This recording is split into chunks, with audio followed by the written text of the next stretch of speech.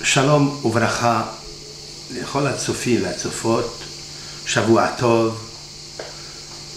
Yann, nous allons avec l'aide de Hachem Yitbarach commenter l'histoire de Rashi. Aujourd'hui, 29 Tammuz, nous sommes dans un jour en même temps difficile puisque nous rapprochons de Rosh Chodesh Av. C'est ce soir, Rosh Chodesh Av. Rosh Chodesh Av, ça sera la Hilouda de Aaron à Kohen. La veille de Rosh Chodesh Av, c'est la Hilouda de Rashi. Je voudrais, avec l'aide de Hachem, faire secours à sa mémoire pour le remercier au nom de tout le clan d'Israël, toute l'assemblée d'Israël. Rabbi Shlomo Yitzhaki, c'est l'acrostiche dans Rashi, quelle est la personne, quel est l'enfant qui étudie la Mishnah, le Humash, la Torah, la Paracha, sans citer le nom de Rashi. Rashi, Rabbi Shlomo Yitzhaki a mérité de donner une oreille à la Torah. Si aujourd'hui, une maman, un père, peut éduquer son fils dans l'étude de la Torah, c'est grâce à Rashi. Si un Rav peut enseigner la Torah, je parle du Humash, c'est grâce à Rashi. S'il y a une oreille qui entend, s'il y a un palais dégustatif qui goûte les paroles de la Torah, s'il y a un cœur qui comprend les paroles de la Torah, c'est grâce à Rashi. Rashi, on l'appelle dans les yeshivot Pashandata. Pashandata, Parasha, Data. Le Mefaresh, c'est-à-dire le commentaire, Data, le date de la Torah. C'est celui qui a amené le goût du miel, du dattier, du date de la Torah, par son pirouche exceptionnel, tellement raffiné et tamisé avec 13 tamis, car il existe 13 tamis. Dans le Beth Amikdash, quand on voulait faire les farines de froment, les belles farines, on ne peut pas offrir à Kadosh Baruch Hu une offrande de farine, la meilleure, sans qu'elle puisse être tamisée, filtrée, analysée 13 fois, comme la valeur numérique Ehad. Parce que quand tu offres quelque chose à Kadosh Baruch Hu, tu dois l'offrir les Reach Nihoach Lashem, c'est-à-dire pour qu'il soit exaucé et agréable, si l'on peut dire ainsi, à l'odorat de Hachem. Le meilleur korban, le meilleur sacrifice, le meilleur offrande qu'on peut faire à Kadosh Baruch Hu, c'est l'offrande qui est tamisée par 13 parties, c'est-à-dire par l'amour, valeur numérique Ahava, l'amour. Alors la Ahava qui émane, qui émerge du profondeur du cœur, qui est pur, sans pétri de parasites, sans qu'il y ait la moindre détritus dans la farine, eh bien, il faut savoir qu'il faille l'offrir à Kadosh Baruch Hu. Alors, Ehad, Hachem, il prend ce korban, ce sacrifice, cette mitzvah que nous faisons, il la sent et c'est agréable. Et alors, il sourit au monde. Comment il sourit au monde? Dans la deuxième des bénédictions dans Birkat Kohanim, Ya'er Adonai panav elecha lehuneka. Ya'er, il éclaire, Adonai, l'Éternel, panav, son visage, lehuneka, et il te rend la grâce dans le monde. Une des grandes personnalités dans le judaïsme et français, c'est Rashi. La France a mérité d'avoir le plus grand des Parshandata du monde. On l'appelle le Sar HaTorah, le prince de la Torah. À 5 ans, nos sages ont dit, tu enseigneras à ton fils le Humash, mais qui peut enseigner à un enfant le Humash à 5 ans?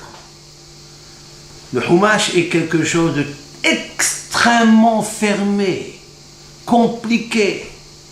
Si on n'avait que le Sefer Torah, sans le Pirouche de Rashi, quasi impossible de comprendre par où il commence, comment il termine, quel est le milieu de la phrase. Les textes sont très difficiles à pénétrer, très très difficiles à pénétrer. Et en plus, trahir, c'est traduire. Traduire, c'est trahir. Il faille tamiser ton explication, ton commentaire que tu veux donner, parce qu'il faut que tu saches que tu es en train de donner l'interprétation de la pensée divine. Et peut-être là, tu vas infirmer sa pensée. Tu vas trahir la pensée de Hachem. Est venu Rashi, Rabbi Shlomo Yitzhaki, et il a commenté la Torah. Mais attention, attention, pas seulement le Humash. Rashi a interprété le Talmud dans toute sa globalité, excepté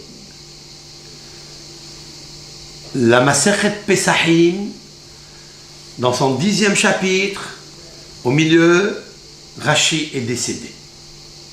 L'a remplacé son petit-fils, Rabbi Shmuel ben Meir,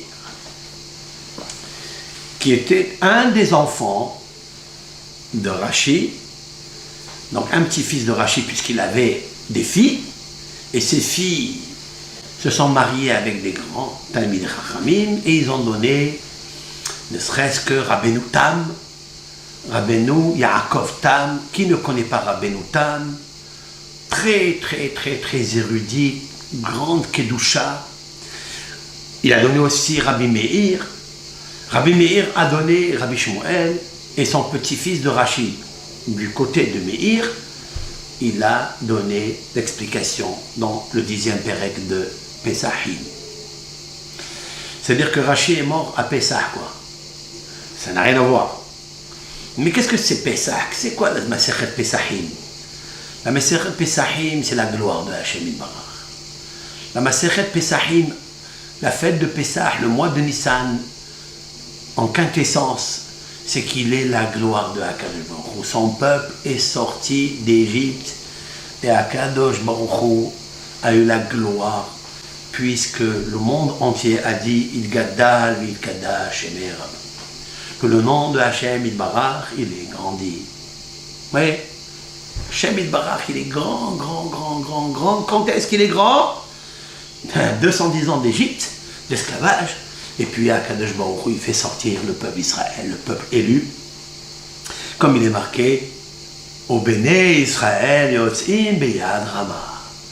Et les Béné Israël sont sortis à Pessah, à Nissan, beyad Rama, une main manifeste, ça veut dire la main levée. Comment explique le Targum Onkelos beyad Rama, avec une main haute, une main élevée, une main victoire? Berish Galé. Berish Galé. Avec la tête dévoilée, la tête haute. La tête haute, alors que la Torah, elle a dit Beyad Rama, avec la main élevée, toi tu expliques avec la tête haute. Là, je voudrais, avec l'aide de Hachem, vous dire l'allusion exceptionnelle. Berish, c'est des initiales. Rabbi Shlomo ben Yitzhak.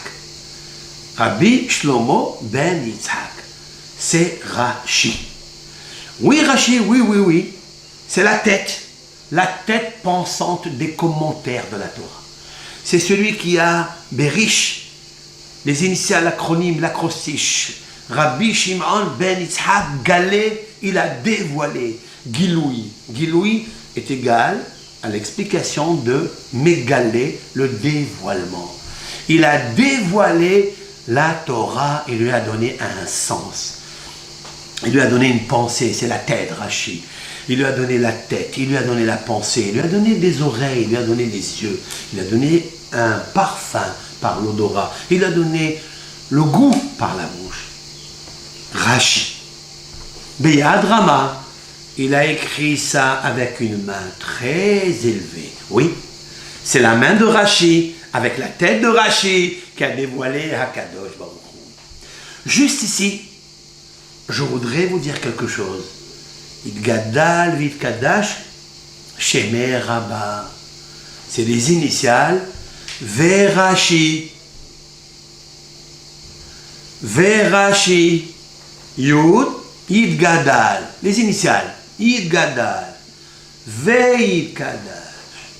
Shemer Rabba. Yud, Vav.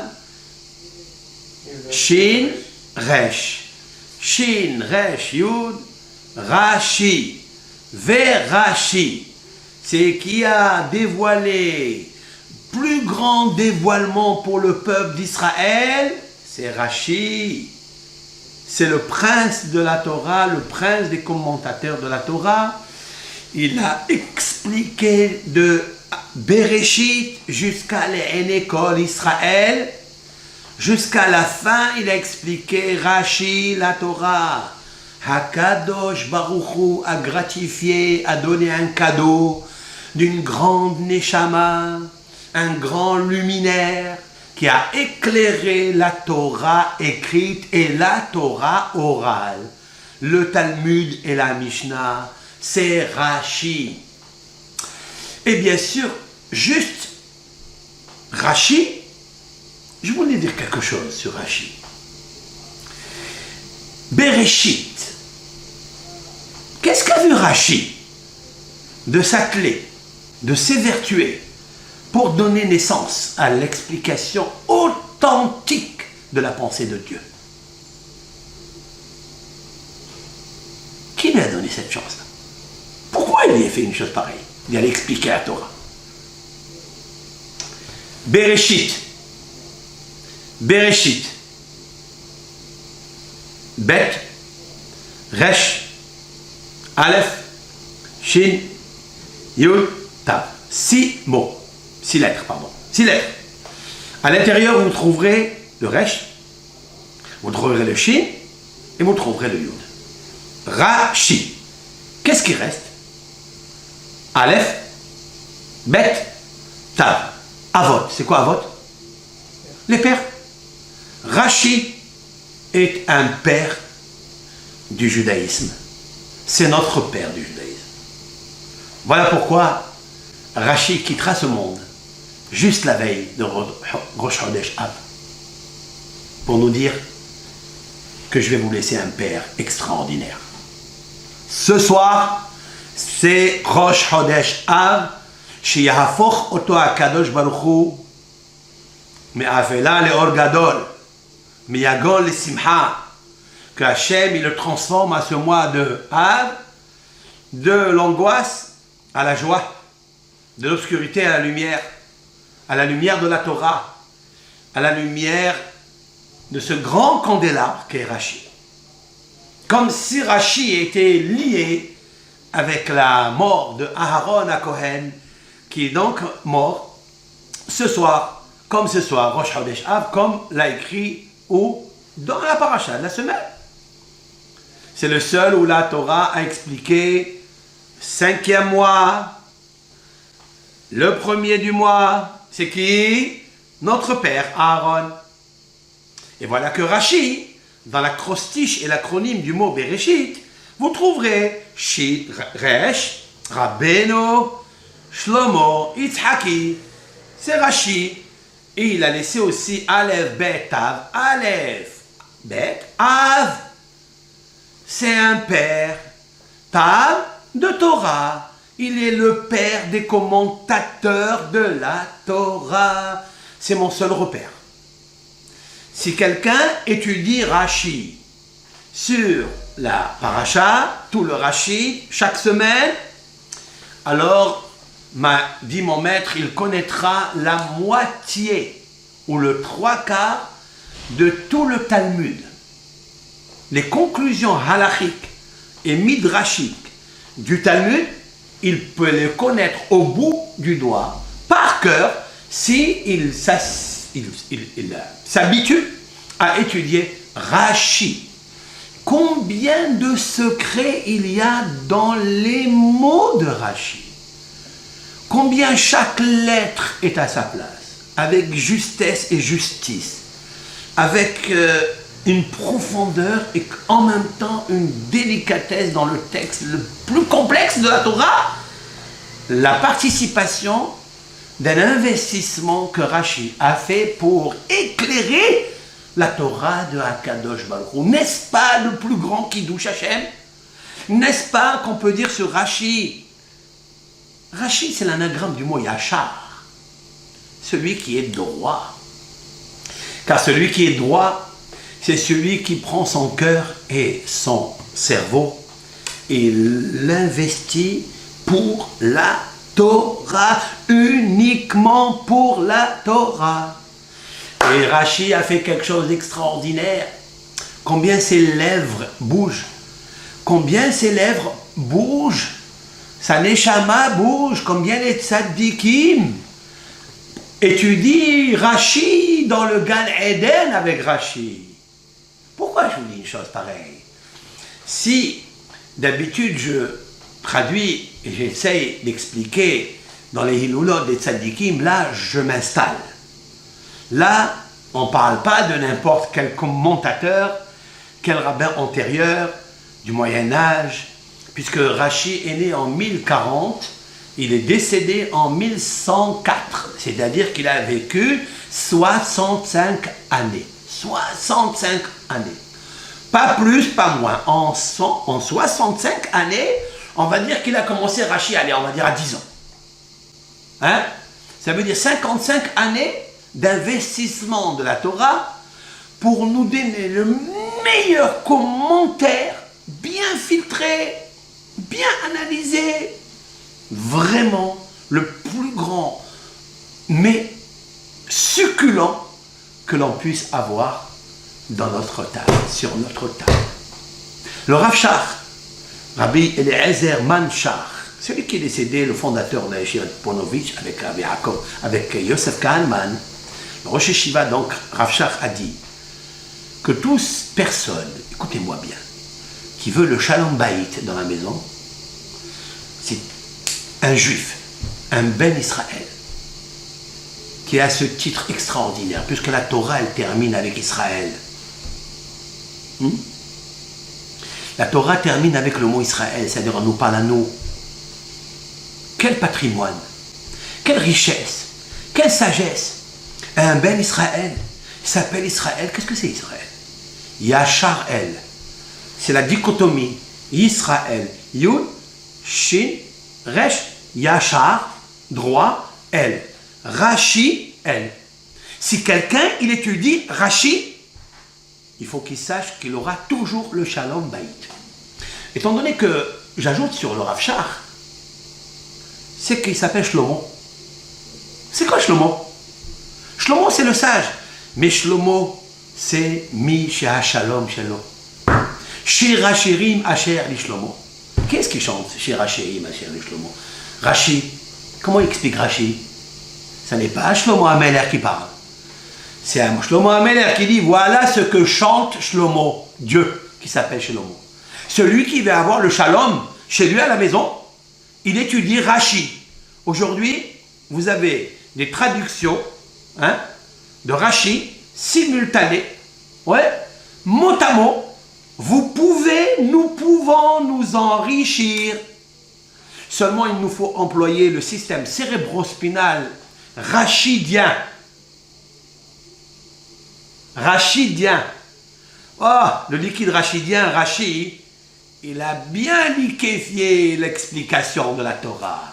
Et combien on remercie Rashi, qui m'écoute maintenant, qui sait que je parle de lui. Et les lettres de la Torah et le commentaire de Rashi que j'ai sous les yeux vibrent. Je le sens, donc je le transmets. Rashi s'est vu dans le premier mot de la Torah, Bereshit, Rachi dedans, avec Avot.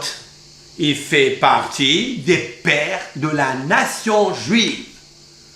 Il fait partie des fondateurs de l'explication de la Torah écrite et de la Torah orale, c'est-à-dire Hakadosh Baruch Hu Yudke Vavke, c'est la Torah écrite, Aleph, Dalet, Nun, Yud, Adonai, c'est la Torah orale, et Rashi a fusionné, a fait l'union sacrée de Hakadosh Baruch Hu, le Hatan, avec Adonai, c'est-à-dire la Kala, la Shekhinah, il les a fusionnés ensemble. Alors celui qui bien sûr étudie Rashi, il est en train de faire une fusion, une union, une combinaison, une symbiose entre Hatan et Kala, il aura le Shalom Bayit. Très simple, très très simple. Grâce Hachem, que tu nous as amenés dans ce monde, notre maître, le grand luminaire Rashi. Avec quoi elle termine la Torah? Israël, Rashi, elle. Rashi, elle. On l'appelle communément Rashi. Rashi, avant d'avoir Rashi, comment il a fait? Eh bien, Rashi, avant d'avoir Rashi, il a dit Roshi. Il a dit ma tête. Qu'est-ce que Akadosh Baruch Hu, il m'a donné dans ma tête? Un cerveau. Il m'a donné un yosher, une droiture. D'où je sais que la tête et la droiture vont ensemble? Parce qu'il est marqué dans l'Ecclésiaste du roi Shlomo. Shlomo, comme le nom de Rashi, il est marqué, les fikar. C'est pourquoi Bara Elohim et Ha'adam Yachar. L'Éternel a créé l'homme droit. Bien, Rashi il dit, quand il est l'Ecclésiaste du roi Salomon, il dit, l'Éternel a créé l'homme droit. Il y a le mot Yachar, il y a les initiales à moi, c'est-à-dire Yitzhak, qui va donner Shlomo, Shlomo ben Yitzhak. Rashi. Alors pourquoi pas commenter Yachar la Torah? Il a commencé à expliquer d'une façon ordonnée, d'une façon droite, de droite à gauche, comme celui en hébreu. Il a commencé à faire l'explication petit à petit pour construire son nid. Quand il est arrivé à Israël, il trouve encore son nom. Il a dit, pourquoi ne pas joindre Bereshit avec Israël? Bereshit, c'est quoi? C'est la création du monde. Et Israël, c'est la création du monde qui est créée pour la Torah, qui est au milieu, pour Israël. Qui a dit une chose pareille? Qui? Rashi. Rashi, le premier commentaire de Rashi, Bereshit, Bishvil Israël Shenikraou Reshit, par le but que Israël s'appelle Reshit, l'Éternel a créé le monde. L'Éternel leur a donné la Torah. Qui a reçu la Torah? Combien de nations il y a? 70. Qui a reçu la Torah? Quelle est la nation dans les 70 que nous sommes dans le monde, ou plus? Qui parle de Torah? Qui? C'est le peuple d'Israël. Mais quel privilège! Quel patrimoine! Mais traduire la Torah comme l'ont fait les Grecs, qui ont agressé la traduction de la Torah, donc ils ont trahi la Torah. Ça a été vraiment une vraie trahison.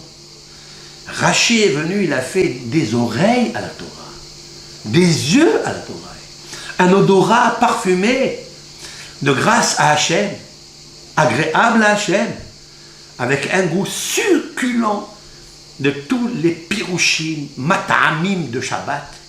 Ce sont les plats préférés de tous les commentateurs. Rashi. Je vais vous raconter maintenant quelque chose. Je vais vous raconter deux histoires sur Rashi, avec la de Hachem. Mais avant de commenter Rashi, je voudrais vous dire ce que a écrit Nachmanide, qui vient bien après, Rabbi Moshe Bar Nachman, un des plus grands kabbalistes du monde, du Moyen-Âge. et un des commentaires sur la Torah aussi fascinant et merveilleux. Ramban, Nachmanide, dans sa préface sur la Torah, il a pris sa plume. Il a dit, je prends ma plume en tremblant. Pourquoi? Parce que commenter la Torah, c'est une des choses qui est la plus difficile. Commenter la pensée de Dieu et la rapporter dans la bouche de tout un chacun, ce serait très difficile pour moi. Je me prosterne à la Torah et je lui demande pardon. Je te demande pardon, la Torah, peut-être que je vais infirmer, peut-être que je vais affecter ton cœur, ton âme, ton parfum, ta beauté. Je vais la rendre moche et laide par mon explication. Aussi grand, aussi talmudiste, aussi décisionnaire halachique, Ramban n'était pas seulement un talmudiste, mais il est aussi un petit parchandata, pétri par les pardesses de la Torah, le sens littéral, le sens allusif, allégorique et ésotérique, dans le commentaire de Nachmanide. Mais comment il a réussi à faire ce commentaire? Il dit, pardon Hachem, je ne peux pas, je ne veux pas, je n'ai pas la capacité de le faire. Mais, lorsque j'ai vu que le candélabre lumineux, Menorah HaTeora, le Ramban, il sort de sa bouche, sur Rashi, Menorah HaTeora. La Menorah HaTeora, le grand candélabre, est-ce qu'il peut dire une chose pareille? Oui, vous savez que les rabbins, les vrais, ceux qui ont la connaissance de la Torah, ne donnent pas comme ça des titres à n'importe qui. Appelez-en des diplômes. Jamais. C'est très difficile de sortir de la plume de leur bouche des éloges, des grandeurs, des titres. C'est Ramban, Nachmanide, Kulo Kadosh. Il est entièrement Kulo Kadosh. Il dit sur Rashi Menorah Teora. Ça veut dire que c'est vrai. Très bien. Alors il dit la chose suivante. Quand j'ai vu que Rashi Menorah Teora a expliqué la Torah, alors moi aussi, je me suis appuyé pas sur ma justice, ma grandeur, ma connaissance, mon érudition. Non! Je suis tout petit. J'ai même pas le droit d'écrire une traduction sur Hachem, sur cette Torah tellement fermée. Mais je m'appuie sur les épaules de Rashi, pas sur la tête, parce que la tête de Rashi, il n'y a que lui. Pourquoi? Parce que avoir une tête, pour expliquer les choses les plus difficiles avec la plus grande fermeté et la plus grande facilité, ça, il faut avoir une félicité de Dieu. Tu ne peux pas le faire comme tu veux, toi. Donc je m'appuie sur Rashi pour le faire. Autrement dit, pour nous, si nous avons mérité le pirouge de Ramban, sinon il ne l'aurait jamais écrit, c'est grâce à Rashi. Mais moi, ce qui me fascine, c'est qu'il a dit que Rashi est la Menorah HaTeora. Le candélabre lumineux de la Torah, c'est là. La Menorah. C'est qui est la Menorah? Elle symbolise quel personnage dans la Bible, la Menorah? Aaron. C'est Aaron à Cohen. Qui allume la Menorah dans le Beth Amikdash? Aaron. Et moi, ce qui me... Voilà, c'est une synchronicité tellement puissante et claire, c'est que Rashi, il décède la veille de Rosh Chodesh Av, où Aaron à Cohen, Menorah Teora, disparaît. N'est-ce pas Ramban a vu très loin, dans sa prophétie, que Rashi, oui, il est juste à côté de Aaron à Cohen. À côté. L'un, 29 Tammuz, Rashi, Aaron, Chodesh Av, ce soir, Abba Aleinu, les Tova ou les Shalom. J'ai compris pourquoi celui qui étudie Rashi maintenant, il a le Shalom Bayit de Aaron. Parce que Aaron, c'est quoi? C'est le Shalom Bayit. Ohev Shalom, Verodev Shalom. C'est celui qui aime la paix, celui qui court pour faire la paix, celui qui aime les créatures de Dieu, qui les approche à la Torah. À la Torah de qui? De Dieu. Mais sans le commentaire de Rashi, c'est quasi impossible.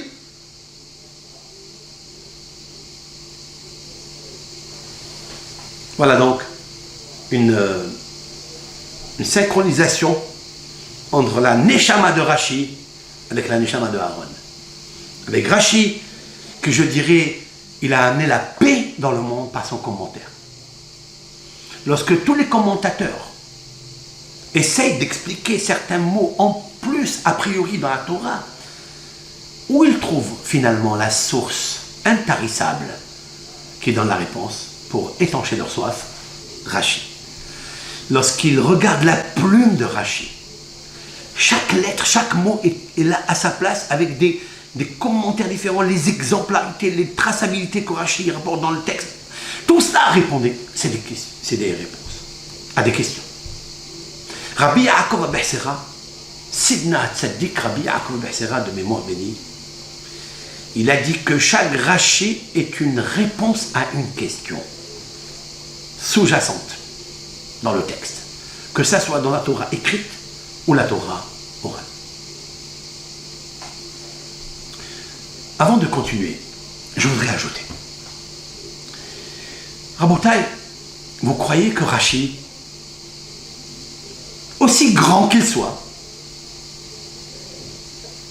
avec une tête pensante, une calculatrice, un cerveau d'éléphant, vous pensez que pour expliquer la Torah, il nous faut connaître d'abord les 24 livres de la Bible. Sans connaître les 24 livres de la Bible au bout des doigts. Puisque Rashi commente toute la Bible entière. Depuis la Torah écrite, c'est-à-dire le Chumash, en passant par les Melachim, les Vrayamim, les Nevi'im, les géographes, les Ketubim, etc. Il n'y a pas un passouk que Rashi n'a pas posé sa plume.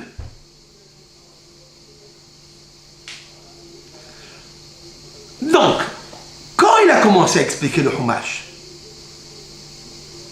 c'est une fois qu'il maîtrisait les 24 livres de la Bible. Puisque dans le Chumash, il fait référence à tous les 24 livres de la Bible, en rapportant des versets, des références, des prophètes, de l'Ecclésiaste, de Shirachirim, des proverbes du roi Salomon, Yeshaya, Esaïe, Malachi, Haggai, jusqu'à Daniel, jusqu'à Vrayamim, jusqu'à Ezra, jusqu'à Micha, tous les prophètes, les 48 prophètes. C'est alors qu'il a pris la plume et il a posé le premier commentaire sur Bereshit jusqu'à l'école d'Israël. Ça, c'est clair et net. Une fois qu'on a conclu tout ça, Rashi n'a pas écrit le premier livre et il l'a diffusé immédiatement comme j'ai fait moi, comme de fond d'autres.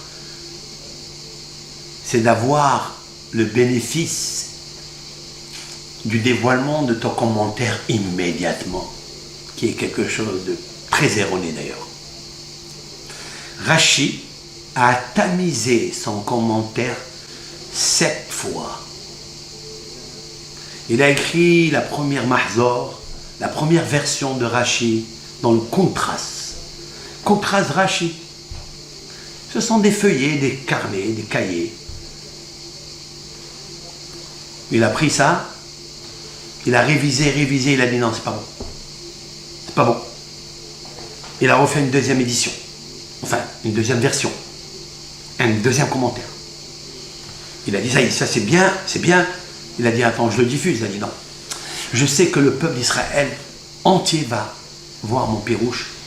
Je sais que derrière moi, tous les rabbins qui viennent après moi et dans ma communauté, ils vont étudier mon commentaire. Peut-être ils vont poser des questions, peut-être qu'ils vont ceci. Il a raffiné et raffiné et raffiné 7 tamis Il a passé filtré sur filtrage jusqu'à ce que le 8e, c'est-à-dire le 7e, il était content. Il était très très content. Mais ça n'a pas suffi, ça. Il s'est soupçonné, il s'est auto-critiqué. Peut-être c'est la grandeur. Peut-être qu'il était très proche. Adam Karov Etzel Atzmo, un homme, il est très proche de lui. Il s'est dit, ça y est, peut-être c'est ça, il n'y a personne. Je suis le meilleur. Non, non, non, non, non, non, non, non, non, Rachi, c'est le plus grand modeste. Comme Aaron. Il ne peut pas dire une chose pareille. C'est-à-dire, il a peur que peut-être il a trahi la pensée de Dieu. Dans du texte. Et en même temps de mon cher Rabbeinu. Il a fait le tour du monde entier, là où il pouvait aller, pour aller à la rencontre des rabbins. Ceux qui étaient plus âgés que lui. Et peut-être plus érudits que lui. Il a fait le tour de partout. Dans certains pays, il a vu qu'il y avait des rabbins orthodoxes, très très très versés dans l'étude, qui ont fait des commentaires sur le Chumash. Et il s'est installé avec eux quelques semaines pour discuter avec eux, leur proposer le sien. Et il s'est dit que s'il y a un rabbin qui me montre le contraire de mon commentaire, je récuse tout et je suis pour Esh et je m'éloigne, je ne publie pas. Il a vu, il a discuté, il a dialogué, et il a vu que tous les rabbins lui ont donné raison et lui ont tiré le chapeau. Ils ont baissé la tête devant lui. C'est là que Rachi, il a fait le commentaire de Rachi, que nous avons. Et c'est pourquoi il a pris un essor, comme un ressort, car c'est Dieu, son sponsor. Akadosh Baruch Hu, Rachi Bitachon Bachem, mais 100 fois, 100% Bitachon Bachem. Mais ça ne suffit pas. Maintenant, c'est bien d'écrire le commentaire, c'est bien d'être approuvé par les rabbins, mais est-ce qu'il va être accepté par le peuple d'Israël? Ça veut dire, le peuple d'Israël, ce n'est pas tous des sages. Il y a des commerçants, il y a des gens ordinaires, il y a des gens qui n'ont pas étudié. Est-ce que même chez ceux-là, il va rentrer dans leur maison? Et pour ça, il a jeûné 613 jeûnes, comme les 613 commentaires qu'il a pratiqués sur les 613 mitzvot qui sont écrits dans le Sefer Torah 304 805 lettres. 613 jeûnes. Il a demandé à Hachem jour par jour, fais en sorte que ce pirouche, c'est toi qui me l'as inspiré. Comme il a dit David Ameler, Ruach Adonai diber bi umillato al leshoni. L'Esprit de Dieu parlait en moi et sa parole est au-dessus de ma langue. La plume de la tête et du cœur. Celle qui indique à la plume d'humain d'écrire. Dicte-moi Hachem. Je sais que toi Hachem, dans ta dictée, tu fais jamais des fautes d'orthographe. Fais en sorte que je ne fais pas des fautes d'orthographe, parce qu'un homme il doit prier, aussi sage qu'il soit. Et donc il a écrit son commentaire. Maintenant je vais vous raconter une petite histoire. Une et deux. La première histoire pour donner. Je suis en train de regarder sa maman, Rachid, dont on ne parle pas. Combien elle doit être fière d'avoir donné naissance à un homme exceptionnel.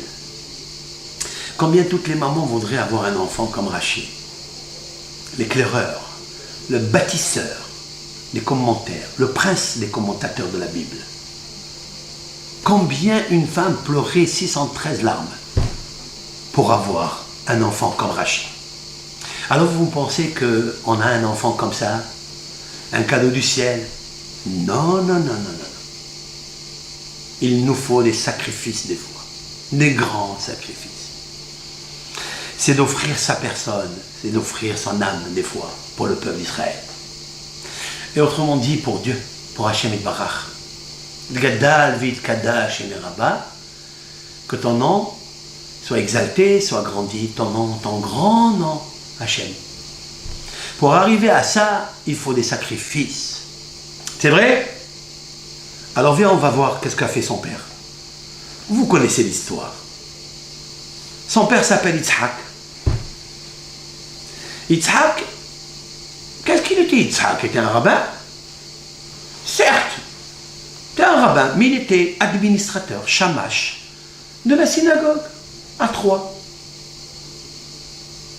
C'était un shamash, mais il avait une très longue barbe. Il n'a jamais touché sa barbe.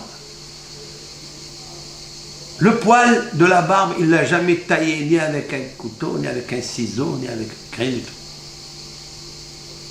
Le kavod qu'il avait pour Hachem,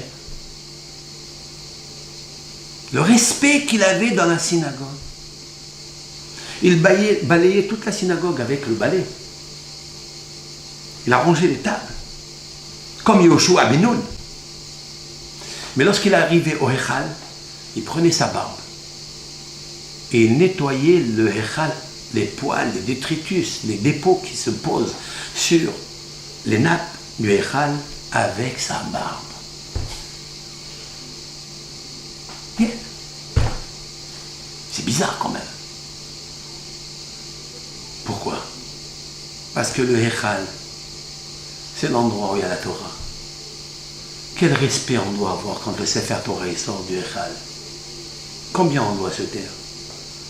On ne nous demande pas de balayer, de nettoyer le Hechal ou la nappe du Sefer Torah avec notre barbe. On nous demande de fermer la bouche pendant que le Sefer Torah il est ouvert.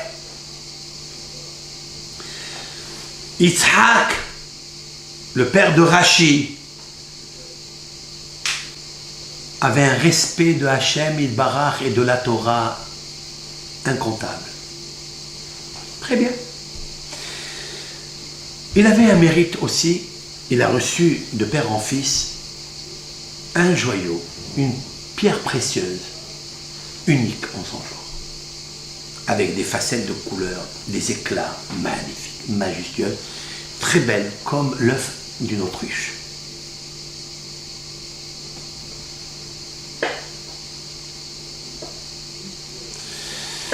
C'était un cadeau d'un héritage. Un jour, l'église, qui était juste à Rome, je crois, ont entendu que Yitzhak, le père de Rashi, avait cette pierre précieuse. Et quand ils ont fait donc un monument à l'intérieur de l'église, ils ont mis une couronne à l'intérieur sur une statue sur laquelle ils se prosternaient. Sur cette statue, il manquait un bijou, comme l'œuf d'une Autriche. Alors ils ont entendu qu'en Autriche, il y avait un homme qui avait cette pierre. Ils ont envoyé immédiatement une délégation pour aller acheter cette pierre précieuse. Ils arrivent chez lui, ils lui demandent de leur vendre cette pierre précieuse. Il y a l'homme, ce diamant précieux, unique en son genre. Et le Rav, il leur dit, d'accord, mais amenez-moi d'abord pour aller voir l'église et voir où vous allez mettre cette bijou-là. Parce que c'est mon seul patrimoine, de père en fils. Je ne peux pas me séparer de ça. Mais si vous avez quelque chose de plus grand, je peux vous la vendre. Alors il leur dit, viens avec nous. Il a pris la pierre, il l'a mis dans sa poche, et il voyage en bateau. Ils arrivent en plein cœur de la mer. Et là, le père de Rashi, il y a Kadosh Baruch Hu. Comment? Moi, qui balayais la barbe, avec par ma barbe, ton Echal, ta Torah, ton unicité, toi qui as protégé Abraham, Yitzhak et Yaakov, moi qui porte le nom de Yitzhak qui s'est sacrifié pour toi, Hachem, comme holocauste sur le mont sur le mont de Har Moria, là où il y a le Beth Amikdash. Je vais offrir mon bijou que mes parents m'ont laissé à la Avodah Zara, à l'idolâtrie. Moi. Et le Yetzer Hara, il lui dit, mais c'est pas grave, mais si tu fais... Qu'est-ce que je fais? Hachem, aide-moi. Il monte sur la coque du bateau et il prend le bijou et il le jette en plein cœur de la mer.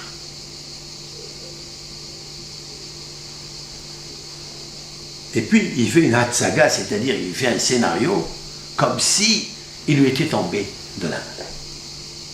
Et là, il commence à crier, à pleurer, j'ai perdu la meilleure chose, qu'est-ce qui se passe? Ils se réunissent, la délégation autour de lui, qu'est-ce qui se passe? Il dit, je l'ai fait tomber. Vous avez fait tomber quoi? Votre chapeau? Il dit, non, mon diamant, il est tombé dans la mer, je ne sais pas, il m'a glissé. Il a dit quand? Il a dit, il y a 5 minutes. Finish. Ils lui ont dit, mais qu'est-ce qui se passe? Mais vous allez perdre une somme extraordinaire d'argent. Comment vous avez fait une chose pareille? Il a dit, c'est pas grave, comment je vais faire? Il a offert à Kadosh Baruch Hu ce diamant. Jamais pour la Avodah Zara. Si c'est comme ça, il a dit à Kadosh Baruch Hu, tu as fait ça pour moi? Hein? Il gadal, v'yitkadash, shemei rabba. Tu as fait grandir, exalter dans tous les mondes. Il n'y a pas eu encore une personne dans les anges ni les hommes qui a fait une chose pareille pour moi. Je vais t'amener une neshama, un vrai diamant, mais cette fois-ci vivant. Un diamant vivant. Et ce diamant vivant va te faire vivre toute la Torah entière, qui est quasi difficile, littéralement comme morte, parce que personne ne s'approche d'elle et personne ne profite de ses eaux délicieuses. Je vais te donner une neshama qui va sortir de toi. Rashi!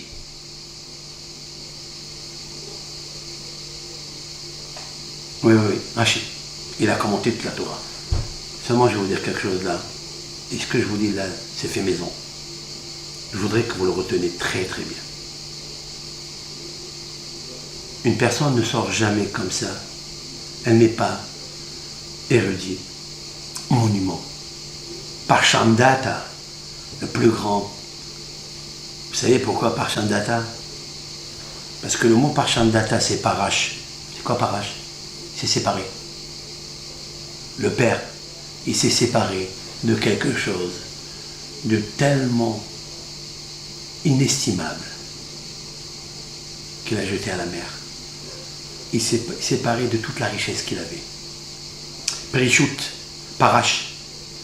Toi, tu t'es, Poresh, tu t'es éloigné, tu t'es séparé de la plus grande richesse matérielle que tu avais. Je vais te donner une richesse, cette fois-ci brillante.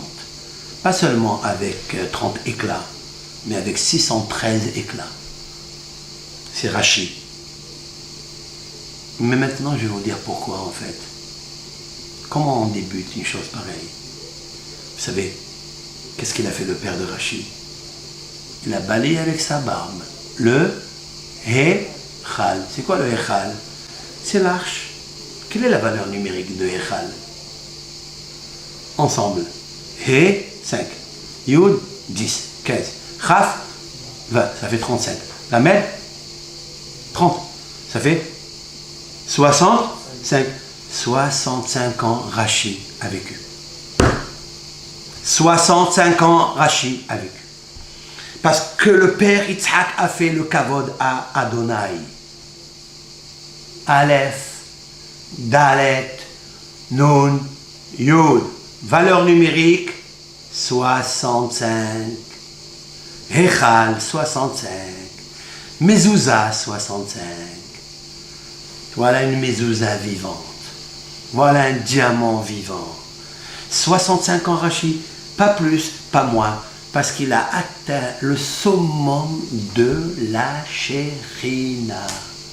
Il a amené la Shekhinah dans le monde. Voilà pourquoi, qu'est-ce que la Shekhinah? C'est la parole divine, c'est la lumière divine qui passe à travers les fleuves de la Torah. Il y a un fleuve qui sort du Gan Eden et qui fait irriguer la terre, le jardin. Rashi a expliqué un jardin qui est fermé. Fermé le jardin de la Torah, il l'a ouvert, éclairé. Grâce à qui? Grâce à Yitzhak, son père, pour être séparé du bijou inestimable et incommensurable pour donner naissance à Rashi, Alav Shalom. Oui. Le gamin, il a jeté dans l'eau, et l'eau, c'est la Torah. Très belle remarque, Yann. Le bijou, il a jeté dans l'eau, c'est extraordinaire. Et la Torah est comparée à l'océan. Cette fois-ci, Rashi n'est pas allé chercher le diamant dans l'océan, mais il était chercher un autre diamant. C'est la Torah, mais une Torah avec un diamant vivant. Maintenant, je vais vous dire quelque chose, avant de raconter la deuxième histoire. La première, c'est de savoir par quel mot Rashi a commencé à écrire par sa plume en or, de lumière, du candélabre. Quel est le premier mot du commentaire de Rashi? Amar Rabbi Yitzhak. Il a dit Rabbi Yitzhak. Qui est Rabbi Yitzhak? Alors, il y a beaucoup d'explications. Alors, il y a qui disent qu'en fait, il y a un Rabbi Yitzhak qui existe dans le Midrash. Et ma question est de savoir, certes, d'accord, il y a Rabbi Yitzhak, mais pourquoi Rashi commence son commentaire avec quelqu'un qui s'appelle Rabbi Yitzhak? Il y a aussi Rabbi Shimon, il y a aussi Rabbi Nathan, il y a aussi Rabbi Gamliel, il y a beaucoup de rabbins avec beaucoup de prénoms. Pourquoi a-t-il choisi Rabbi Yitzhak? L'honneur de Rashi, l'honneur de son père.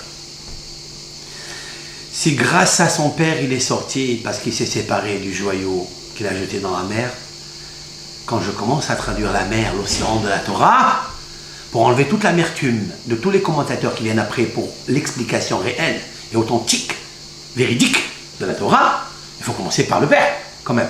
C'est le seul repère. Et Rashi, jamais commencer et faire un commentaire pour commettre des impairs. Alors il a écrit le nom de son père, tout court, parce que son père a fait quelque chose pour Akadosh Baruch Hu de grandiose. Il gadal et il kadash et meraba. Qu'est-ce que je vous ai dit que les initiales c'est quoi? Verashi, Yosher, Yud, Vav, Shin, Resh. Il gadal, Veit kadash. Shemer Rabba, Ve Rashi, Yosher, droit. Rashi, quand il commence de droite à gauche, il dit Amar Rabbi Yitzhak. Il a dit Rabbi Yitzhak pour marquer le nom de son père. Mais pourquoi il a dit Amar, Aleph, Mem, Resh?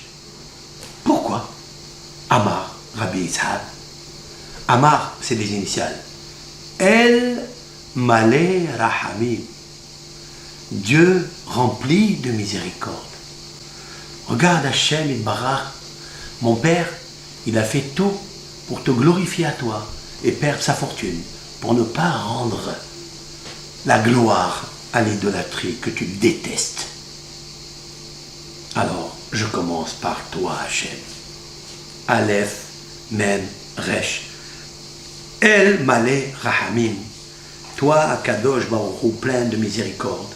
Akadosh Baruch Hu. Amar Yitzhak, Rabbi Yitzhak, c'est papa. Maintenant, écoutez bien. La première lettre, c'est Aleph. La dernière lettre que Rashi a écrite dans la Torah, c'est quoi? Rashi a commenté toute la Torah. Il est arrivé à Israël. quel est le dernier mot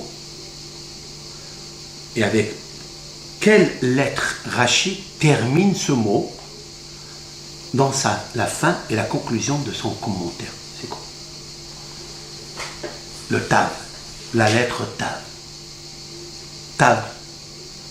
La lettre Tav, c'est quoi? C'est la dernière lettre des 22 lettres de l'alphabet. Il commence avec la lettre Aleph, 1. Il termine avec la lettre Tav. Et. Quelle est la lettre, quel est le mot qui est le dernier commentaire de Rashi? Chez Shibarta.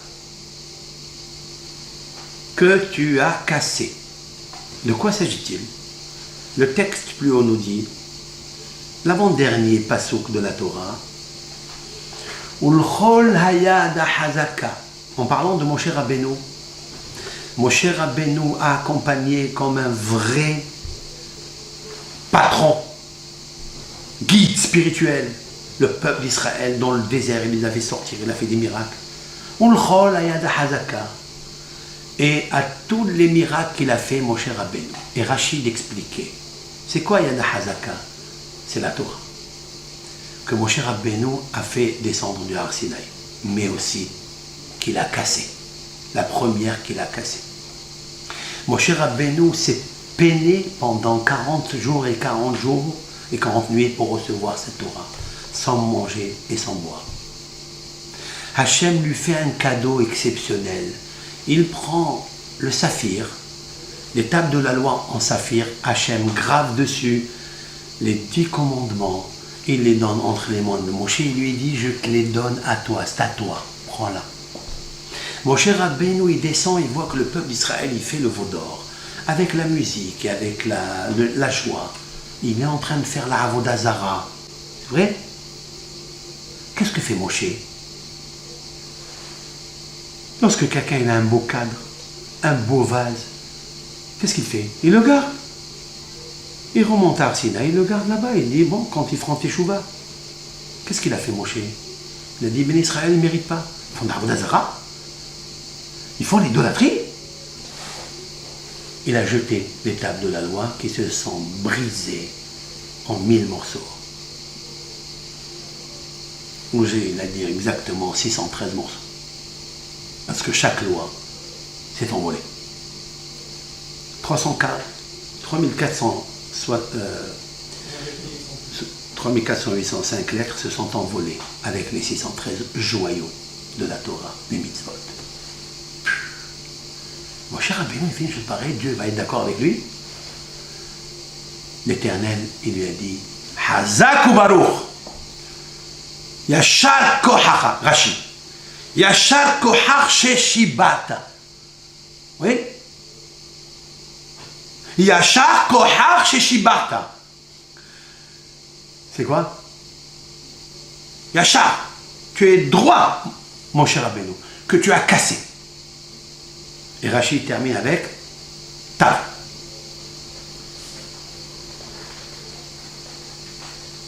Tu te réveilles pas? Tu comprends pas ce qui se passe ici? Rashi, il termine avec le mot Yachar. Yud, Shin, reste, c'est Rashi. Chez Shibarta, que tu as cassé. C'est ce qu'il a fait son père. Son père, Yitzhak. Amarabi Yitzhak. Qu'est-ce qu'il a fait son père pour mériter Rashi? C'est qu'il a pris les tables de la loi de Saphir, son patrimoine, son joyau. Il l'a brisé. Il l'a jeté à mer pour ne pas donner au Avodah Zara. C'est ce qu'il a fait Moshe. Son patrimoine, le saphir, les tables de la loi, la Torah, il a brisé pour ne pas le donner à Avodah Zara. L'histoire en fait de Rashi, de la naissance de Rashi, grâce à son père qui a brisé le joyau qu'il a jeté dans la mer, c'est l'histoire de Moshe Rabbeinu. Voilà pourquoi Rabbi Yitzhak, il mérite d'avoir un Rashi comme lui. C'est vrai ou c'est pas vrai ce que je dis? C'est vrai. Maintenant, je vais vous dire quelque chose d'autre. Quelle est la lettre qui symbolise le milieu de la Torah? Le Vav. Le Vav. La lettre qui est le symbole de la Torah, le milieu, c'est la lettre Vav. Où elle se trouve? Dans le mot Gahon. Gahon, c'est quoi Gahon? Le ventre. La Torah nous parle de quoi? C'est au sujet des reptiles qui rampent le sol par le ventre. Et la Torah, elle marque le Vav. C'est un Vav. Comment on appelle Gahon? C'est le ventre. Comment on appelle le ventre en hébreu? Beten. Oui. Donc Rashi, quand il veut expliquer Gahon, en fait c'est le serpent. Ici Gahon, c'est le serpent. Où on sait que c'est le serpent? Parce que l'Éternel, il a dit au serpent, toi, que tu as fait une chose pareille. Tu as fait Avodah Zarah. De Adam, Arishon, et de Hava, tu leur as fait faire Avodah Zarah pour ne pas m'écouter. Ils ont oublié le Gan Eden. Tu les as fait sortir du Gan Eden. Ben tu vas rompre le sol. Al Gehoncha Teler. Tu marcheras sur ton ventre. Il lui a coupé les pattes. Donc Gahon, c'est marcher sur son ventre. Ok. Comment explique Rashi Gahon? Comment il aurait dû? Beten. Tous ceux qui marchent sur un ventre, sur le Beten. N'explique pas Rashi comme ça. Kol holer al me'aim. Tous ceux qui marchent, les rampants, qui marchent sur leurs entrailles, intestins.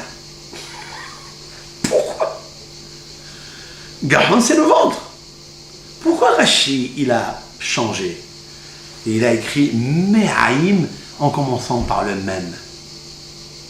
Qu'est-ce qu'il veut Rashi? Rashi veut coller le même qui est le milieu de la Torah avec le Aleph, le début, et le Tav de son commentaire. Il commence par le Aleph, Amar Rabbi Yitzhak. Il termine Shibarta, tu as cassé Tav. Il est obligé de mettre le même pour faire Emet, Emet, Emet, Emet, Aleph, Mem, Tav. Qui a dit une parole comme ça? Notre maître, le Hida. Mon maître, le Hida. Rabbi Haïm Yosef David Azoulay. Maran, magnétique résonance nucléaire, le Hida. C'est lui qui a dit une parole comme ça. C'est pas beau? Aleph, Mem, Tav, Emet. Oh combien l'Éternel il a inspiré Rashi d'avoir écrit son commentaire où s'abreuve tout le peuple d'Israël de cette source intarissable, le Emet de la Torah. Roche Devar à Emet. David Amelech dans le psaume 119, dans l'alphabet Aleph Bet Gimel Dalet jusqu'à Resh, Rashi, il est dit Roche Devar Emet, la tête de tes paroles, c'est la vérité. Oui, parce que la tête des paroles, Aleph, Mem, Resh, c'est le Emet. Le milieu, il a une tête. Le début, il a une tête. Et la fin, il a une tête. Et bien, Rashi, c'est la tête. Et Rashi, c'est le commentaire qui termine avec, qui commence avec Aleph, qui au milieu. Donc, qu'est-ce qu'on lit ici? Bereshit, Bet. Gahon, Vav. Vous me suivez, hein, j'espère. Gahon, c'est le Vav, en haut dans la Torah. Et à la fin, Israël, l'Amen. Qu'est-ce qu'on lit? Bet, Vav, l'Amen. Boule. C'est quoi boule? Boule. Ça veut dire juste émettre. Mais il ne faut pas le lire comme ça, boule. Il faut le lire comme ça. L'Amen, Torah à la fin, l'Amen. Vav, Bet, love. I love you, Torah de Rashi. Combien j'aime la Torah de Rashi. Love, l'Amen, Vav, Bet. I love you, Torah. J'aime la Torah de Rashi. Sans elle, c'est impossible. Tout le monde doit aimer la Torah de Rashi. Le prince des commentateurs. Combien il est vrai. Mais comment c'est dévoilé? Moi, je vous demande quelque chose. Est-ce que Rashi l'a fait exprès? Ou bien c'est Dieu qui lui a fait faire exprès, sans que lui, il pense à tout cela? Les deux sont vrais. Mais je vais vous raconter l'histoire phénoménale de Rashi. Maintenant, c'est que Rashi, dans sa vieillesse, il a vécu 65 ans. Pour nous, c'est extraordinaire. Je l'ai expliqué déjà pourquoi. 65. En fait, 65, 6 et 5, ça fait combien? Ça fait 11. Comment ça s'écrit 11 en hébreu? He, Vav. Oui? He, c'est la lettre He. 5. Vav, c'est la lettre Vav. 6. 5, c'est les 5 livres de la Bible. C'est le He. Vav, c'est la Mishnah, la Torah orale. 5 livres de la Bible, la Torah écrite.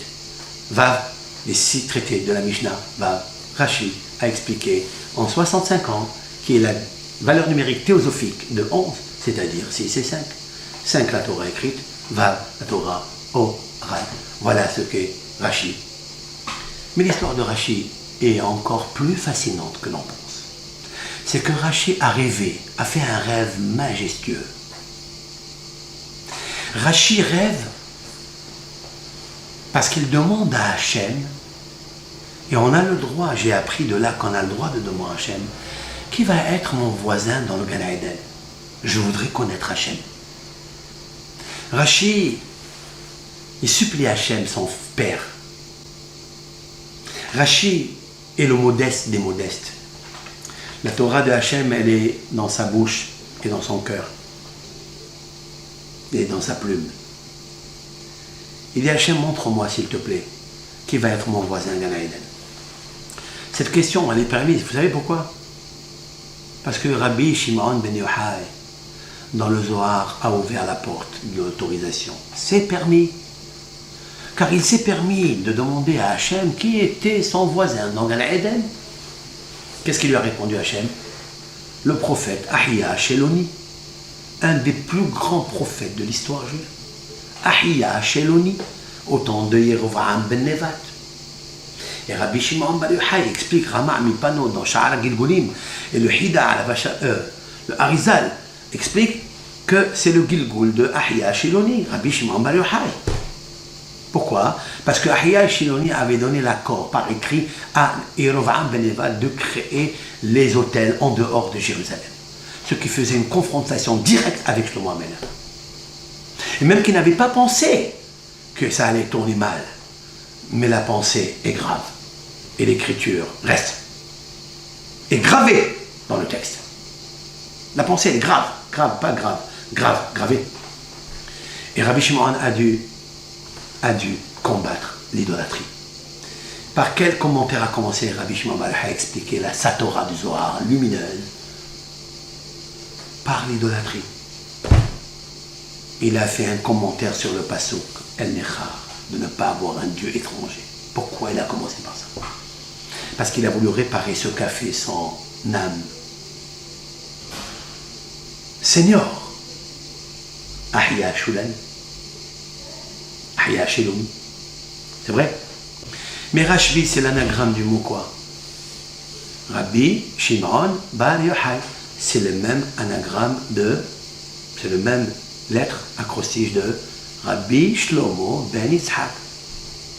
Lui, Rashbi, il a dévoilé toute la Torah du Sod, et Rashi a dévoilé la Torah écrite et la Torah orale dans sa simplicité, qui est sa grandeur, et qui est la beauté du luminaire d'Israël. Rashi cherche à savoir qui est son voisin dans Gan Eden. Alors on lui montre c'est qui. On lui dit qu'à Barcelone, il y a un homme qui s'appelle Don. Enfin pas Don, Seigneur. Avraham. Comment il s'appelait? Avraham de Barcelone. Rashi, immédiatement, il voyage à Barcelone. À Barcelone, ils sont sortis des grands maîtres d'Israël. Aben Ezra, il est descendu Rabbi Yehuda Halevi. Voilà un homme, peut-être c'est un grand que Rashi ne connaît pas. Il dit, moi, je suis à Troyes en France, et perdre des sous en France, il faut passer par la souffrance, comme il l'a fait son père, et je dirais à son père Yitzhak, certes, tu as gagné des sous en France pour passer par la souffrance. Tout ton investissement, tu garderas un excellent souvenir, mais tu verras toujours les sous venir, mais pas les sous. Rashi, celui qui a commenté ce qui est en dessous de la Torah, le commentaire qui est sous la Torah, la gloire d'Israël, la gloire de Dieu, la couronne de la Torah. Rashi. C'est vrai? Il voyage à Barcelone. Et puis il va dans la synagogue, bien sûr. C'est là où on se rend, dans le centre communautaire. Tout le monde voit un vieillard arriver, Rashi. Puis il dit que vous êtes qui? Il dit, je suis Rabbi Shlomo Yitzhaki. Son commentaire est diffusé déjà. Ou peut-être il n'est pas diffusé. Donc personne ne le connaît. Il veut savoir qui est son shachen. Qui est la Shekhina qui est à côté de lui, shachen voisin. Parce qu'il y a là-bas, tu n'auras pas de porte à côté de voisinage. Aucune. Tu n'auras que la Shekhina, que les tzaddikim. Il veut savoir qui va être à côté de lui. Eh bien, on lui dit, vous savez, je cherche un certain Avraham de Barcelone. Il dit, Avraham de Barcelone? Il dit, oui. Il dit, bien, il est là, c'est Don Avraham Achir de Barcelone. L'homme richissime de Barcelone. Ouh, richissime. Très bien, qu'est-ce qu'il va faire avec un riche? Puis il s'adresse chez lui, il va, il est accompagné par des gens, parce qu'on sait que c'est un rave important. Il s'approche, le domestique lui ouvre la porte, il dit, oui, maître, qu'est-ce que vous voulez? Il dit, je cherche dans Avraham. Il dit, ah, Achir. Mon maître, ok. Vous lui dites, c'est Rabbi Shlomo Yitzhaki qui est là. L'autre, il entend Rabbi Shlomo Yitzhaki, il descend tout de suite de sa chambre, à coucher, il descend, recueillir Rashi, il prend Rashi, il lui dit, Rashi, viens, rentre. Il le fait rentrer, il a entendu parler de lui, il le reçoit avec un kavod vraiment dans son palais, et Rashi, il regarde à droite, à gauche, et l'autre, il lui dit, vous êtes étonné de ma richesse? Vous savez, je ne suis pas un érudit, je ne connais pas dans la Torah. Mais chaque juif, il a Olam Haba. Alors il lui a dit, bravo, continuez comme ça. Et l'autre pensait que Rashi est venu lui donner des conseils par rapport à des bruits qui courent sur ce riche-là, qu'il n'était pas bien, qu'il regardait de haut tous les pauvres, etc. Alors Rashi lui dit de rien du tout. Je suis venu vous voir, mais il ne lui dit pas pourquoi. Et je veux juste rester avec vous quelque temps pour apprendre de lui comment il se comporte. Qui il est cet homme-là. Et puis le domestique vient et lui dit, voici tous les pauvres sont installés dans la salle à manger la plus grande, avec la table la plus somptueuse, décorée en or, avec des pieds en argent. Il lui dit, installez. Il a dit, maître, ils sont installés. C'est tous les pauvres de la communauté qui viennent une fois par mois et le riche, Avraham, s'installe avec eux et donne à chacun ce qu'il doit. Tous les mois. Et puis, il dit à Rashi qui voit tout ça, il dit à Rashi, cette fois-ci, je vais leur en donner plus encore, parce que demain, c'est le mariage de ma fille. Et comme vous êtes ici, mon hôte, hein, vous êtes mon invité, je leur donnerai un peu plus. Et Rashi, de ses propres yeux, il voit. Il le quitte un moment, il s'installe avec les pauvres, il donne à chacun, il leur donne Berevah, Velo Betzimtzum. Berevah, large, donne. Et Rashi regarde. Puis, à la fin, il y a une femme qui reste et qui n'a pas voulu s'avancer devant le riche pour recevoir ce qu'elle reçoit d'habitude. Elle s'approche, qui est la dernière, devant Rashi et devant Avraham, le riche. Elle lui dit, j'ai quelque chose à vous demander. Il dit, tenez, demandez. Il met sa main dans le sac de l'huile d'or pour prendre une bonne poignée pour elle. Elle lui dit, non, c'est pas la poignée. Hein, de l'huile d'or. Je voudrais que vous mettiez lui en or pour écouter ce que je vais vous dire. Je suis une femme veuve. J'ai des enfants. Je nourris mes enfants difficilement. Je travaille difficilement. J'ai perdu mon mari il y a longtemps. Je suis restée veuve. Et je pleure parce que le fiancé qui devait se fiancer avec ma fille, il l'a quitté. Il l'a quitté. Et l'autre, il entend, mais pourquoi il l'a quitté?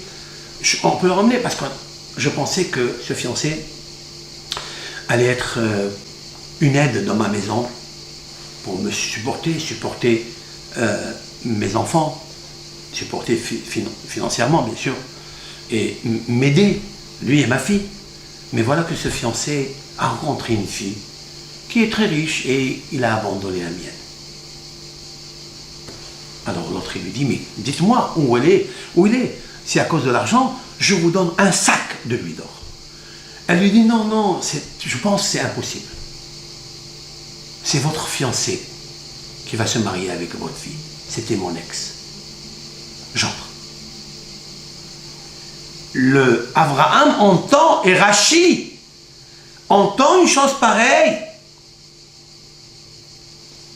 Il dit à la femme, Abraham, il dit à la femme, écoutez, laissez-moi la nuit pour conseil. Je vous donnerai exactement ce qu'il faut faire. Il s'adresse à Rachi, il dit, Rachi, quel est le conseil le meilleur que vous me donnez? Rachi lui dit, écoutez, vous lui donnez une grosse somme d'argent pour qu'elle puisse vivre toute sa vie avec tous ses enfants. Et essayez de ramener ce gendre à la maison.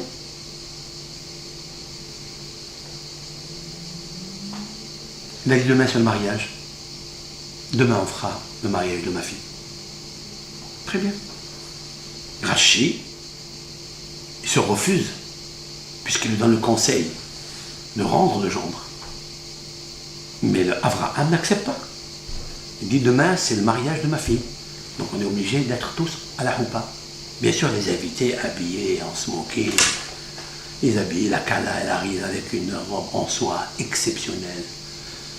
Quelque chose de rare, très très rare, voilé, comme on a l'habitude. Le hatan, il met la bague,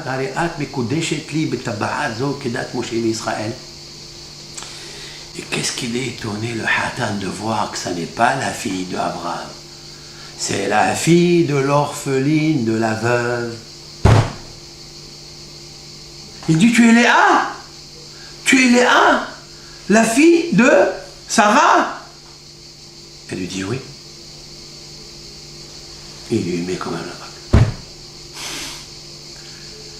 Rachi, quand il voit une chose pareille, ce qu'a fait Abraham, une histoire un peu pareille que je vous ai racontée au nom du Bah. Rabbi El Serkish avec l'aubergiste, vous vous rappelez? Ce sont des leçons à la même auberge. On est logé à la même enseigne, au même enseignement. Quel éloge! Rachi a dit à Hachem, merci Hachem, que je suis à côté de cet homme-là. Pourquoi je vous raconte une chose pareille? Pourquoi Rachi est devant cet homme-là? Parce que Rachi est né par le don de soi, le sacrifice d'un joyau. Tu es prêt à sacrifier le joyau que tu possèdes, le meilleur, pour Hachem? Alors Hachem, il te donne un vrai joyau. Et bien c'est pourquoi que Abraham, il est à côté de Rachi. Parce qu'Abraham, lui aussi, il a offert son plus beau joyau. Sa fille, son gendre, il a offert à la fille de la veuve. Cette fois-ci, encore un peu plus, parce que c'est un joyau qui est vivant.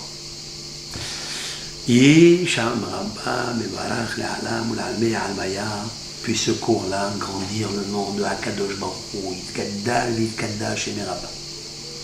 Comment on termine après?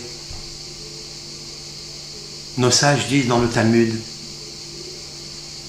que celui qui dit Amen, Yehe, Shemerabba, Mevarach, Le'alam, Le'alme, Almaya, celui qui dit cette phrase que le nom de Hachem soit grandi dans tous les mondes, même si on a décrété sur lui, écoutez bien, 70 ans de mauvais décrets, le fait qu'il rentre à la synagogue, c'est la plus grande ségoula du monde, qui est écrite dans le Talmud, et qui est très négligée, a expliqué le Hafetz Haïm, que les gens mettent des kilomètres à traverser l'Atlantique et le Pacifique pour aller dans des pays, pour aller chercher des bénédictions de l'un de l'autre. Certes, c'est très bien, c'est un sacrifice aussi. Et la Emouna des Hachamim, elle est grande. Mais la plus grande Emouna des Hachamim, c'est celui qui est écrit dans les Hachamim du Talmud, la Torah orale. Amen Yehe Shemer Rabba. Oui, je crois que Hachem, et pas que je crois, ici c'est que ça soit, que le nom de Hachem il soit grand, ou bien le nom de Hachem qui est déjà grand, mais qui se diffuse, qui se dévoile dans tous les mondes. Oui, on déchire 70 années de mauvais décrets. Cela veut dire s'il y a parmi nous, dans le Ham Israël, une femme malade et que les médecins ont dit « finish », c'est pas finish. Pas du tout. Même si le glaive, le côté aiguisé, est posé sur le cou d'une personne, disent nos sages, il ne doit pas se désespérer de la miséricordieux. N'est-ce pas Rachi a commencé El Malé Rahamim Amar El Malé Rahamim, tu n'as qu'à dire El Malé Rahamim Yehe Sheme Rabba Mevarach. Donc il y a Rachi. Vous avez vu que les initiales c'est Rachi. Yehe, Yud, que soit. Sheme, Shin. Rabba, Resh. Resh, Shin. Yud, rétroactif. Rachi. Oui. Rachi, c'est celui qui étudie Rachi. Il faut qu'il sache, on déchire 70 années de mauvais décrets. Oui. Si quelqu'un n'a pas le Shalom Bayit, oui, il peut lire Rachi et enlever tous les délires. Il n'a pas besoin de lire. Toi, fais que lire et moi, je t'enlève les délires. Tu comprends? Amen, Yehe Sheme Rabba Mevarach. Puisse l'union qu'a fait Rachi de la Torah écrite, Yud Ke Vav Ke, c'est la Torah écrite, avec l'union de la Shekhinah, Aleph, Dalet, Nun Yud, 65 valeur numérique, la vie de Rachi, valeur numérique Mezouza, valeur numérique Hechal, que Akadosh Baruch Hu, il nous donne l'union de la Shekhinah qui nous amène dans le Hechal du Beth Amikdash en ces années-là, cette année-là, Be'ezrat Hashem, qu'on puisse faire entrer le Aaron HaKodesh, que Aaron HaKohen, qui est l'anniversaire ce soir, dont on fera bien sûr la Iloula et on expliquera c'est quoi Aaron HaKohen, ce grand luminaire juxtaposé à Rachi, comme je l'ai expliqué.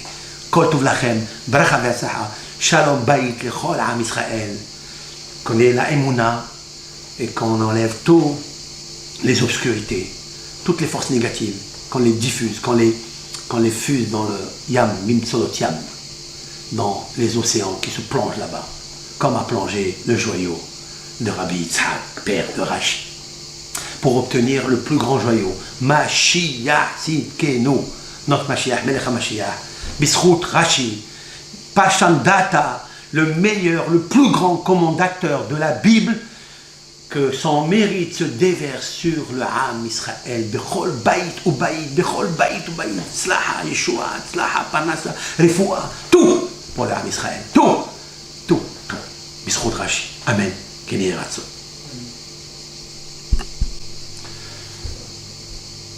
Je vous ai béni grâce à Rachi, mais je voudrais donner la quintessence, la traçabilité. Pourquoi Rachi, le 29 Tammuz, pourquoi il nous quitte lorsqu'on finit le 4e livre de la Bible?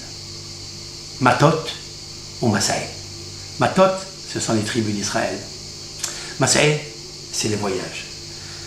Rachi, qu'est-ce qu'il est Rachi? Qu'est-ce que dit la paracha de Matot? D'abord, Moshe El, Raché à Matot. Et Moshe a parlé à la tête des tribus.